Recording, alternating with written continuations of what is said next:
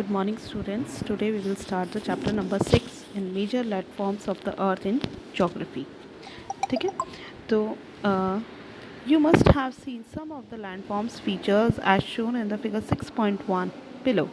आपने कई सारे landforms देखे होंगे अपनी अर्थ पे होते हैं, like plateaus, mountains, tributary, basin, plain, है ना.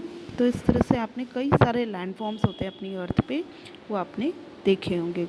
ठीक है, कुछ तो नहीं देखे होंगे पर काफ़ी कुछ आपने देख रखे होंगे. The earth has an infinite varieties of landforms in some parts of the lithosphere may be rugged and some flats. कुछ अपना अर्थ जो है बहुत ही सारी वैराइटीज़ ऑफ द लैंडफॉर्म्स हैं और कुछ जो लिथोस्फीयर का जो पार्ट है वो रफ होगा और कहीं पे फ्लैट होगा. ठीक है, these landforms are a result of two processes. जो ये लैंडफॉर्म्स हैं वो दो प्रोसेस से बनते हैं अपने. तो you will be amazed to know that the ground you are standing is only moving, is slowly moving. जो आपको पता है ये अपनी अर्थ जो है वो रिवॉल्व करती रहती है ना, तो अपन जहाँ पे खड़े हैं वो धीरे धीरे स्लोली इट्स मूविंग, पर हमें एक्सपीरियंस नहीं होता क्योंकि अगर अर्थ मूव नहीं करेगी तो अपन ने पहले चैप्टर्स में पढ़े हैं कि डे और नाइट नहीं होगा, ईयर्स चेंजेस नहीं हो पाएंगे अगर अर्थ का मूवमेंट, रोटेशन एंड रेवोल्यूशन नहीं होगा तो. ठीक है, within the earth a continuous movement is take place and the first or the internal process lead to the upliftment and sinking of the earth surface at several places. अब एक जो process होता है internal process और दूसरा होता है external process. The first is the internal process leads to the upliftment and the sinking of the earth surface at several places. आप लोगों ने देखा होगा कहीं कहीं इंटरनल प्रोसेस में कहीं तो कुछ उफान आ जाता है, लाइक साइक्लोन्स वगैरह होते हैं. कभी आपने देखा होगा तूफ़ान आता है. तूफ़ान क्या मतलब, वो अर्थ में कुछ चेंजेस होते हैं ना, वेल्कनोज वगैरह आते हैं, है ना.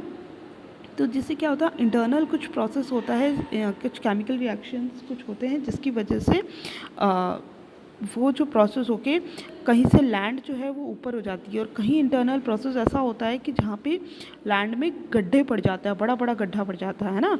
तो these are the sinking. Upliftment मतलब ऊपर आ जाना और सिंकिंग मतलब सिकुड़ जाना, है ना. तो of the earth surface at several places.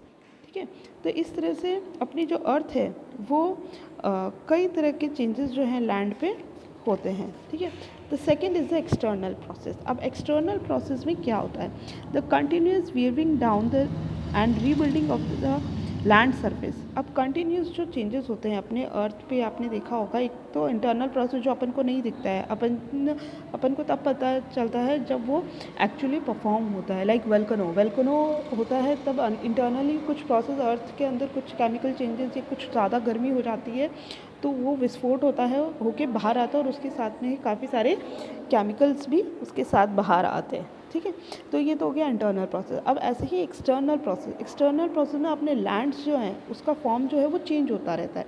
अब वो चेंज कैसे होता है वो देखिए कि आप अपन जैसे ना लाइक बारिश होती है कभी या नदी बहती है, बारिश होती है या हवा चलती है तेज, तो उससे क्या होता है एक जगह के पार्टिकल्स या डस्ट या मिट्टी या कुछ भी कंकर वगैरह जो भी लैंड पे जो होता है वो ट्रांसमिट होकर दूसरी जगह चला जाता है.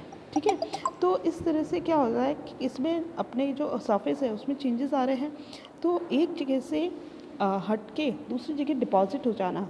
ठीक है, तो एक जगह से हट के उस सरफेस को तो कम हो जाएगा वो सरफेस, तो क्योंकि वहाँ से तो हट गया, है ना. तो एक सरफेस से हट के उसको बोला जाता है इरोजन और दूसरी जगह उसको सेटल हो जाना हुई चीज़ को वो क्या कहलाता है, डिपोजिशन.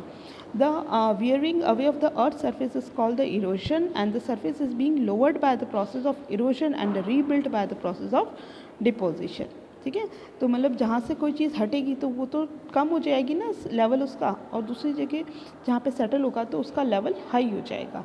तो that is called the erosion and deposition. These two process are carried out by running water. और ये किसके थ्रू होता है, या तो रनिंग वाटर जैसे नदियाँ वगैरह बहती है, बारिश का पानी गिरता है पहाड़ों के बीच में से निकलते, तो देखा होगा आप लोगों ने, तो पहाड़ों से भी कुछ पत्थर जो है वो साथ साथ उतरते रहते हैं उस पानी के साथ में, तो वो देखो पत्थर गोल होते रहते हैं, जैसे नदियों के साथ में मिलता रहता है वो पानी, उसके वहाँ से पार्टिकल्स जो हैं या कुछ भी सब्सटेंसेस है वो उस पानी के बहाव के साथ में एक जगह से दूसरी जगह सेटल होते रहते हैं.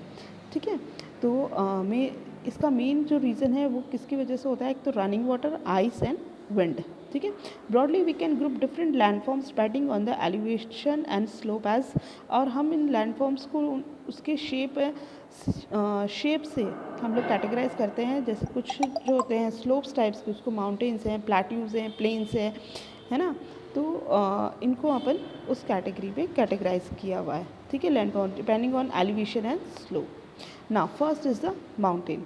अ mountain is any natural elevation of the earth. Mountain आप लोगों को पता ही है, पिक्चर भी आपको दिख रही है कि जहाँ पे कोई लैंड है वो थोड़ी सी उभरी भी आई हुई है ऊपर, है ना। देखो गर्ल ने एक फ़ोटो बना रखी, गर्ल की एक फ़ोटो बनाई हुई है, उसमें देखो उसने पेजेस को फोल्ड किया, तो जिससे क्या हो रहा है, एक माउंटेन का शेप क्रिएट हो रहा है, ठीक है। तो that is called the mountain. The mountains में have a small summit, summit मतलब शिखर। माउंटेन्स में छोटे से समिट होता है, मतलब शिखर होता है जिसमें तिकोना, जहाँ और या फिर कभी चौड़ा बेस होता है, broad base, and it is considerably higher than the surrounding area. और उसको क्या कहा जाता है, वो दूसरे एरियाज़ के आसपास के एरिया से थोड़ा ऊंचा उठा हुआ होता है। This it is considerably higher than the surrounding area, and some mountains are even higher than the clouds. कुछ माउंटेन्स जो होते हैं वो बहुत ही बड़े होते हैं क्लाउड्स के कंपैरिजन में। As you go higher the climate becomes colder, और जैसे जैसे हम ऊपर जाएंगे वैसे वैसे क्लाइमेट जो है वो और भी ठंडा होता जाएगा। इन सब mountains there are permanently frozen rivers of ice, और कहीं कुछ माउंटेन्स ऐसे हैं जहाँ पे हमेशा ही ठंड रहती है, मतलब पूरी बर्फ़ ही जमी हुई रहती है उस माउंटेन्स में। They are called the glaciers, उनको क्या कहा जाता है, ग्लेशियर्स बोलेंगे। They are some mountains you cannot see as they are under the sea, और कुछ माउंटेन्स ऐसे भी होते हैं जो अपनी सी जो होता है, हमारा समुद्र जो होता है उसके अंडर होते हैं, उसके नीचे होते हैं, तो वो हमें दिखता नहीं क्योंकि उसके ऊपर पानी आ जाता है। Because of the harsh climate less peoples live in the mountain areas, और वहाँ की क्लाइमेटिक कंडीशन ऐसी होती है जिसकी वजह से लोगों का सर्वाइव करना मुश्किल होता है वहाँ पे, तो वहाँ पे बहुत ही कम लोग जो है वो रह पाते हैं। Since the slopes are steep less and is available for farming, और वहाँ का जो माउंटेन एरिया जो होता है वो बहुत ही ढलान में होता है, स्टीप है, लेस लैंड होती है, मतलब समतल ज़मीन बहुत कम होती है, इसलिए वहाँ पे फार्मिंग नहीं की जा सकती, और फार्मिंग नहीं होने की वजह से लोग जो है वहाँ पे बहुत कम रहते हैं, ठीक है। Now next is the mountains में be arranged in a line is known as the range. अब माउंटेन्स जो हैं वो रेंज की फॉर्म में, मतलब आसपास में जुड़े हुए होते हैं, ठीक है, तो उसको क्या कहा जाता है, mountain range. Many mountain system consist a series of a parallel ranges, और कई सारे माउंटेन्स जो एक साथ लगे हुए होते हैं एक दूसरे के पास में, तो उनको क्या कहा जाता है, parallel ranges, extending over 100 of kilometres, और उनकी जो डिस्टेंस है वो काफ़ी लंबा होता है, लाइक किलोमीटर्स, 100 ऑफ किलोमीटर्स में होता है। Himalayas, the Alps and the Andes are the mountains ranges of Asia. ये कुछ एग्जाम्पल दे रखे हैं, Europe and the South America respectively, ठीक है। Mountains vary in their heights and shapes, mountains के सबके हाइट और शेप्स जो होते हैं वो डिफरेंट होते हैं। There are the 3 types of mountains, there are basically 3 types of mountains. One is the fold mountain, block mountain and the volcanic mountain, ठीक है। The Himalayan mountains and the Alps are young fold mountains with rug relief and high conical peaks. अब Himalayan mountains and the Alp mountains जो हैं वो example हैं किसके हैं, young fold mountains के, ठीक है, एक टाइप है माउंटेन का, उसी के एग्जाम्पल है। उसमें क्या होता है, हाई कॉनिकल पीक्स होती हैं जिससे बहुत ही ऊपर तीखा और बड़ी होती हैं। The Aravalli ranges in India is one of the oldest fold mountain system in the world. अब देखो फोल्ड माउंटेन आपने देखा पहले वाले पेज में, पेज नंबर 40 में, उसने गर्ल ने एक पेज पे बना रखा था, है ना। तो जैसे इसमें देखिए यहाँ पे आपको दिख रहा होगा कि इस गर्ल ने एक पेज से कैसे ये माउंटेन बनाया है, तो इसको क्या कहा जाता है, फोल्ड माउंटेन, ठीक है। तो ये जो एग्जाम्पल दे रखे हैं आपको, हिमालय माउंटेन्स, एल्प्स हैं, ये सारे फोल्ड माउंटेन्स की कैटेगरी में आते हैं, और इंडिया की जो है ना अरावली रेंज है वो भी इसी कैटेगरी में आता है, फोल्ड माउंटेन के।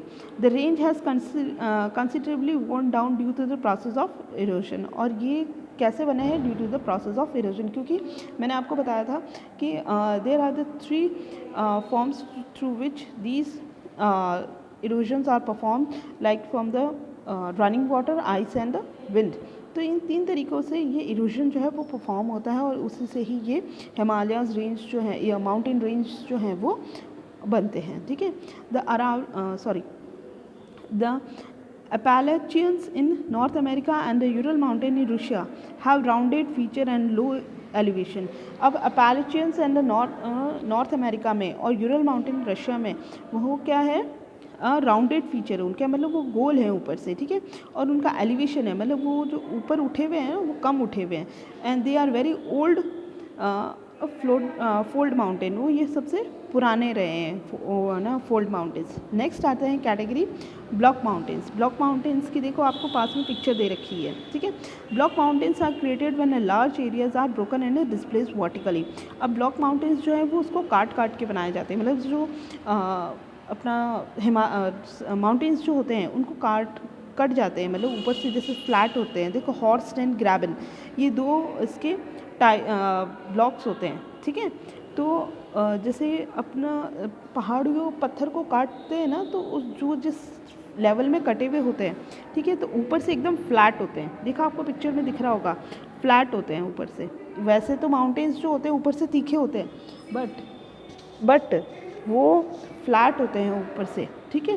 तो उनको क्या कहा जाता है, block mountains.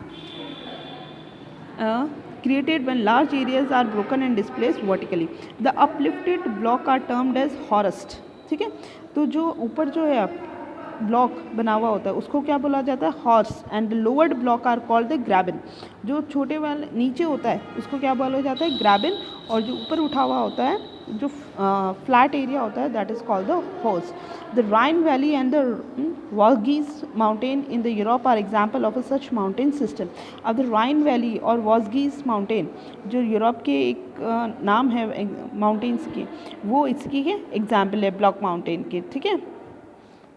Now, volcano mountains are formed due to volcanic activity. Volcanic mountains के कैसे फॉर्म होते हैं, due to the volcanic activity. अब volcanic activity क्या होती है, जैसे मैंने आपको बताया था, इंटरनल प्रोसेस होता है लैंड का, ठीक है। उसमें कुछ ऐसे केमिकल रिएक्शंस होते हैं, कुछ ऐसे केमिकल चेंजेस होते हैं जिसकी वजह से वोल्केनो डेवलप हो जाता है उस लैंड के अंदर, और वो फूट के बाहर आता है, ठीक है। तो उससे जो लावा और कुछ केमिकल्स निकलते हैं वो एक जगह सेटल हो जाते हैं धीरे धीरे जब वो ठंडा होते हैं, तो ठीक है। तो उससे जो माउंटेन्स फॉर्म होते हैं, तो they are called the volcanic mountain, ठीक है।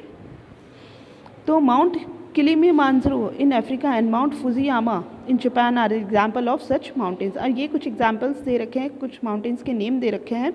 Mount Kilimanjaro in Africa and Mount Fujiyama in Japan are the example of such mountains. The mountains are very useful. Mountains जो है काफ़ी हमें हेल्प करते हैं. These mountains are the store house of water. अब जैसे mountains जो होते हैं वो as a store house of water, मतलब माउंटेन्स के रेंजेस होती हैं, उसके आसपास काफ़ी सारे रेंजेस होती हैं, तो उसके बीच में जो है पानी जो है हम स्टोर कर सकते हैं। तो as a store house of water भी माउंटेन हमारे लिए यूज़ आता है। Many rivers have their sources in the glaciers in the mountains. और कई सारे रिवर्स जो होते हैं उनका सोर्स क्या है, माउंटेन्स पे जो ग्लेशियर्स बने होते हैं। ग्लेशियर्स मैंने आपको बताया होगा कि जो पानी होता है, जैसे जैसे अपन ऊपर जाते हैं ना, वहाँ पे ठंडा होता जाता है ना, तो वहाँ पे क्या होती है, नदी जो होती है पूरी जम जाती है, वहाँ पे पूरा आइस हो जाता है, तो उसको क्या कहा जाता है, ग्लेशियर्स, ठीक है। The rivers that have their sources in the glaciers in the mountain. Reservoirs are made and the water is harnessed for the use of people. और धीरे धीरे जैसे जैसे ग्लेशियर्स पिघलते हैं वैसे वैसे उस माउंटेन्स के बीच में से पानी का फ्लो जो आता रहता है, और उस पानी से लोग जो है वो फार्मिंग करते हैं, ठीक है। और जो पहाड़ी के आसपास के एरिया में जो लोग रहते हैं वहाँ पे फार्मिंग करके अपने लाइफ जो है वो सर्वाइव करते हैं। The water from the mountains are also used for the irrigation and generation of hydroelectricity.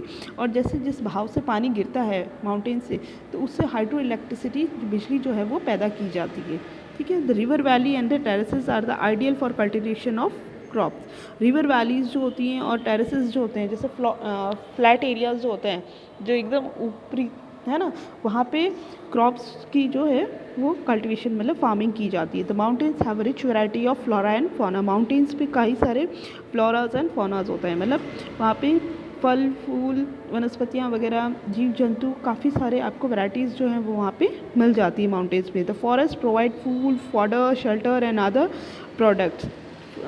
ये जो फॉरेस्ट है हमें कई सारी चीज़ें प्रोवाइड करवाते हैं, लाइक फ्यूल है, फॉडर है, शेल्टर है, हमें रहने के लिए है, कुछ अदर प्रोडक्ट्स भी होते हैं, ठीक है। वो हमें प्रोवाइड करवाते हैं, ठीक है। तो लाइक गम है, रेजिन्स है, गम्स मतलब ये जो गम होता है ना चिपकाते हैं अपन, वो वाले रेजिन्स है, जैसे दाख वगैरह है, आप लोगों ने देखा होगा कश्मीर वगैरह में, वहाँ पे बादाम है, दाख, काजू वगैरह की खेती होती है ना, वहाँ पे वो ठंडा प्रदेश होता है, वहाँ पे ये सारे ड्राई फ्रूट्स की काफ़ी अच्छी खेती होती है, ठीक है। Mountains provide an ideal sites for tourist के लिए भी काफ़ी अट्रैक्टिव होता है। They visit the mountains for their scenic beauty, उनको विजिट करते हैं। सेवरल स्पोर्ट्स भी होते हैं वहाँ पे, paragliding, hang gliding, river rafting and skiing are popular in the mountains, ठीक है। Now next is the plateaus.